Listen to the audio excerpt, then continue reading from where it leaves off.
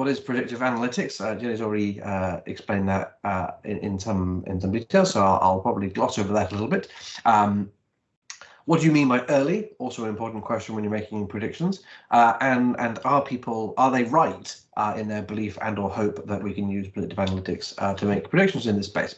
So that's what I'm going to sort of talk through. So who are these people? So there's a few different groups. The first one is zealots, so people like the dearly departed Dominic Cummings, who believe we can use machine learning for everything, and who set up a number 10 data science team. It's fair to say Dom is very widely read. He is not a terribly analytical person in terms of his actual training and skills, but he believes fervently that technology must be the solution to all of life's problems. There's also people a bit more like me, so I am also a bald white man, and I also believe that there is potential in these methods, but I disagree with Dom on quite a lot of things. I know that it may seem as though we are basically the same person, but I should say when he left number 10, I wrote a blog about the importance of kindness in public policy, in which I described Dom using a word which the King's comms people censored, and Rebecca is keen that I not repeat that word here, so I'm not going to. It's not an offensive word in the grand scheme of things, but it does involve swearing, so I won't. So those are two groups. The other group, and this is in the case of a lot of people in local authority land that I've spoken to, people who are desperate, people who have experienced 13 years of systematic cuts to the bone of their services, ever-rising need for those services in a child protection context, an inability to create a waiting list as you can do in other services, the need to accept everyone. If you're in that kind of situation, it's very easy to see how you could really, really want these approaches to work, because they have the promise of bringing a sort of a cost-saving mechanism into play and improving outcomes at the same time. It feels like it could be win-win. And the fourth group is people who are trying to sell you something. Now, I haven't put a picture there because that would be prejudicial, but you can all think in your heads, who might be trying to sell me something in this space? So those are the sort of the four groups who tend to, I think, to believe most strongly, or to hope most strongly, these methods can work. So what is predictive analytics? Predictive analytics is a branch of data science and machine learning, which seeks to use typically large volumes of data from now or from the past to predict what will happen in the future. This method doesn't really care about causality. If gingers are more likely to think of what to get Alzheimer's, it doesn't say that being ginger makes you get Alzheimer's. It's not assessing a causal link at all. It's just saying this is an association. There is a correlation between this thing now and that thing there. So it doesn't care about causality, which in most of my work is the only thing that I care about. But here we're only concerned with whether or not something predicts something, whether it's correlated or associated with it. So typically we build a model using historical data, so data from the past, to predict how things are now. So we get data on, for example, which young people are in care now, which young people have had child protection plans now, for example. And we see how the data on those children, those families from before now, so let's say over the past 3 years, how that predicts what is happening now. That is in some senses useful. And in order to test how effective they are, we use other historical data. So either a holdout sample from the same period in time, which is the easy test to pass because nothing structural changes because you're using the same time periods. The harder test looks, lost my diagram. I put my slides in slightly the wrong order. This harder test looks slightly more like this, where you're trying to see whether or not your data, your predictions made by training on data in one period, so let's say 2020 predicting 2021, whether or not we can then use 2021 data to predict what happens in 2022. If you can't do that, it's pretty useless. So being able to use historical data to tell you exactly what is happening now is not very useful in most circumstances. So nowcasting is helpful for example, when you use Google Maps in your car, that's nowcasting. It's using data from the past and from the present to predict what is happening now on the journey ahead of you. But in social care, knowing that child X is currently in care, thanks to the magic of a machine learning algorithm, is not that impressive because you already know whether child X is in care or not because you're running child protection services. So So, that's the wrong slide entirely. Anyway, let's move on entirely. So this is what we mean when we say we're going to be we're going to be testing models, right? So we want to see whether or not we can use data from the past, which has been trained on predicting slightly less far in the past, to predict with more recent data sets to predict ideally, when we operationalize this, the future. Now, in the case of everything that I'm going to talk about, we're not talking about predicting the actual future. We're looking at pretending we're standing somewhere in the past and predicting what is effectively now, because you can't use, well, I can't tell you what happens next in real life, so I can't tell you how good a prediction is at predicting what happens next. So the other question of interest is, what do we mean by early? So here I'm able to predict that this car is probably going to fall off of the edge of this cliff. This is a prediction. It's probably a very accurate prediction, but it is not a very useful prediction. So what we are saying when we're looking at these models, you have to be able to be making a prediction of events that occur in at least 1 month's time, right? You have to have some opportunity to steer in the other direction. So the question is not, is this child going to be taken into care tomorrow? In which case you can say, oh well, it's going through proceedings to be taken into care, and so we can predict with fairly high accuracy that it's going to. We care about whether or not we can predict something further in advance. It is obviously harder to forecast the further in advance you want to be forecasting it. In predicting someone's outcomes aged 18 when they are born is very, very difficult. Predicting someone's birth weight when they are 7 days old, knowing how old they are, how much they weigh when they are born, is quite easy, but still not perfectly easy. So now the big question of this, which is, does this actually work? Can we actually make it work? So what we did, this is again, as to say, a project of What Works for Children's Social Care. It was led by my colleague Vicky Clayton, who is wonderful and much, much cleverer than me. But I think she now works in the private sector and therefore doesn't come and talk to people anymore, that's sad. But it means I get to be here talking to you, which is good for me, if perhaps not as good or enjoyable for you, for which I can only apologise. So we work with 4 local authorities in England. I can't tell you which ones they are. And not just because I'm old and therefore my memory isn't perfect. I have an agreement saying I'm not going to do that. To test the use of these predictive analytic approaches.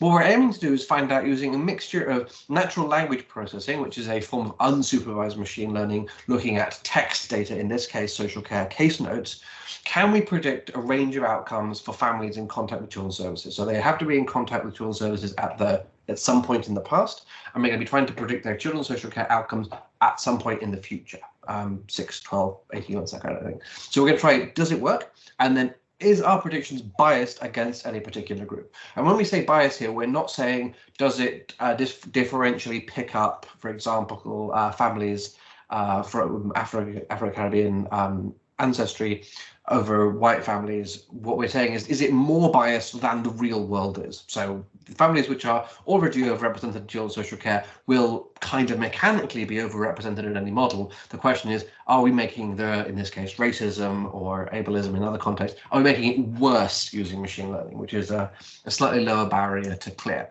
So the question we need to ask ourselves if we're going to run a test is, how can we tell if a prediction is good? What does passing our test look like? Now, a commonly used term here is accuracy, and this is a very commonly used term among the kind of people who are trying to sell you something. They will say, our model is 95% accurate. And that's brilliant if accuracy is an important measure, which it might not be here. So for example, I can say that I'm going to use my machine learning algorithm, also known as my brain, to predict how many of you are going to have a curry for dinner this evening. Now, I can predict this with probably 95% accuracy by saying that none of you are going to have a curry for dinner this evening. Now, because 95% of you aren't going to have a curry for dinner, that means for those people it's accurate. For the people who are going to have a curry for dinner, it's inaccurate. So I have a very high level of accuracy, but actually in a way that is kind of cheating and not really very fair, right? So this is particularly a problem if we have events that occur only rarely. So a child that has any contact with children's services is quite unlikely to go into to come to care, be taken into care in the next 6 months. And so I can have a really high level of accuracy just by saying, oh, none of them are going to do it. And I can then take my check from the local authority for having produced a brilliant machine learning algorithm. Another approach is to use what we call the area under the curve. That involves a lot more graphs, which I don't really fancy showing you, but also it doesn't account for the fact that there are easy wins. So some cases, some children are just not going to come into care, and it's very easy to forecast that they're not going to, and some are very likely to because, for example, they're already in proceedings. So those easy wins are kind of neglected by area under the curve. What we're looking at instead is average precision. So this is how many cases that are flagged as high risk produce the outcome being predicted, and vice versa. And so this is what we think is a fairer model. So that's our measure for winning. Now, in each local authority, we're testing 6 different predictions related to a different children's social care outcome. This might be whether a child was taken into care within 6 months, 12 months. It could be whether a case that was taken for no further action when it came in as a referral initially comes back and then escalates within 6 months. So what we would sort of say is a case where we might have wanted to look at it a bit closer. This gives us 24 tests, which is 4 local authorities times 6 predictions each. Now, this is the only maths we will have in this entire, well, not quite, but almost the only maths we'll have in this entire presentation, because I don't really like talking about maths, despite the fact that I'm basically just a statistician these days. So we pre-specified, we published a protocol saying our average rate of precision that would be acceptable is 65%. That might not sound very high. It's not very high, but that was sort of what we thought was a fair threshold. So now I'm not going to run a poll, much as I might like to, but I'd like you to have in your head, think about how many of these tests pass that threshold. How many out of 24? Now, the answer, for those of you who have got that in your head, and those people who've seen this before, I do apologize, is 0. None of them clear that threshold of success. And this is using 2 machine learning approaches, the first of which is natural language processing, the second of which is predictive analytics, particularly gradient boosted trees. So 0 of our things passed our test. Better news, the models are not systematically biased against any particular group. And again, that means they're not more racist than reality in general. Individual models, some of those 24, do show a bias against members of particular races, or people who are female, or people who are, well, should I say, people who are identified in my data as female, or people who are identified in my data as having a disability. But there's nothing systematic. We're not saying these 24 models steer towards bias against particular group X. The bigger issue is the fact that the models themselves are pretty rubbish, you said, avoiding a swear word. We don't really. It doesn't. The fact that it's not any more racist than reality isn't great if it's just dramatically underperforming. So that's what we found in our research. The next question we have to ask is how can we identify models that work? How can we try and improve?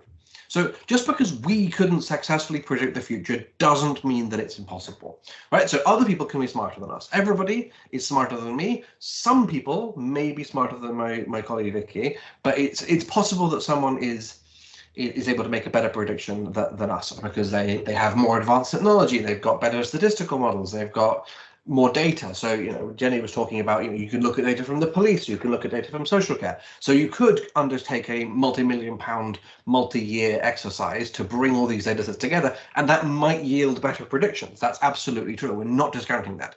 But the onus is not on me to prove that nobody else's models work. The onus is on people who produce models to prove that they do. That's where the burden of proof has to sit. It's not my job to go around disproving that any possible model could work. What we have shown is for a wide range of use cases in a wide variety of local authorities, they don't seem to be working given the best techniques we had access to at the time. So that's where we are. So this leads to questions about how can we regulate this? And I would say there are 2 clear options here. The first of which is to say payment by results contracts, where you say, I'm the Michael Sanders machine learning company, and I'm going to come and improve your services. You can make an investor save case to your local authority, to your councillors. We'll do this prediction, allow you to intervene early, and then you can save money that way. If you believe your model is good and is going to lead to savings, then put your money where your mouth is and sign up to be paid if and only if your model either achieves some certain level of accuracy, or bolder still, if it leads to a reduction in the number of young people being taken into care because early intervention is being effective. Otherwise, you walk away with nothing. Obviously, there are less spiky contracts that could be used in that, but there's no reason, if you believe in your model and local authorities don't believe in the model, that you shouldn't sign up to an outcomes-based contract if you're so smart. The second thing is there is a very clear role for government here, re-regulator and quality assurance, right? There's no reason why government couldn't step in and say, we're going to regulate this, you're going to have to provide assurances of quality in these particular ways. In fact, you have to hand over the data used to produce your model and your model to us, and we will assess its accuracy and its quality and its biasness. Now, if I was running a private company who made money off of local authorities by selling them the kind of model, I would say, no, having government regulation will stifle innovation. To which I would say two things. One is not all innovation is good. I saw the founder of DeepMind was in the news yesterday saying the government should take more risks. Britain should take more risks with machine learning. So, well, you would say that, wouldn't you, given the fact that your livelihood is tied up in government taking more risks with machine learning? I am not super comfortable with the government taking a great many risks in this area. The second thing is that it doesn't stifle innovation. When you buy a car, it tells you what its emission standards are. It tells you, as if you should care, what its 0 to 60 speed is. And when you buy a fridge, it tells you how energy efficient it is. There is still competition in the market for cars, and there is still competition in the market for fridges. The idea of having quality standards where the quality of a product is made transparent to consumers does not stifle competition. In fact, it encourages competition. What it discourages is people selling you garbage, and we should all be in favor of people finding it harder to sell garbage. So that's how I think we should proceed. And in summary, there may be good reasons to hope that predictive analytics might be useful. Reasonable people may differ on whether it's ethical to deploy machine learning, right? So Lisa will talk about this later on. Some people might say it's good, some people might say it's bad. It's perfectly possible for you to have differential opinion on this. However, it is not reasonable to disagree that if it doesn't make good predictions, it should still be used, because that's a really stupid position to hold, and you'd have to be very dumb and or some sort of shyster in order to want to do that. Sorry, that was probably not the right phrase to use for a number of reasons I won't go into. Those people who are seeking to make use of this approach, either to improve the lives of children or to make profit or both, have a responsibility to show they're working and to demonstrate their effectiveness. And if they don't, there is no reason a priori we should believe what they have to say. And that is the end of my song.